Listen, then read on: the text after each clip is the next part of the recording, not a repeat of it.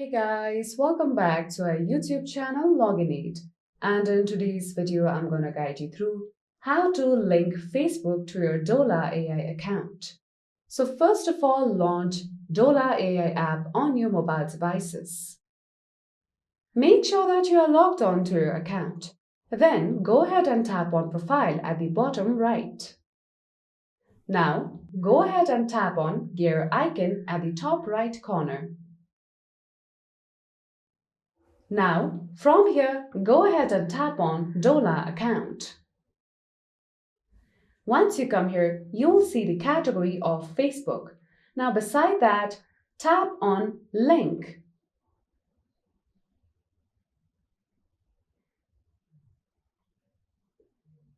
Now, if you're already logged into your Facebook account, simply tap on this option of Continue.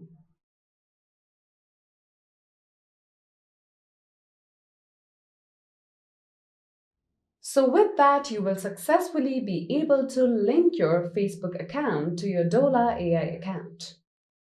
So that's all for today's video, and at last, don't forget to subscribe to our YouTube channel.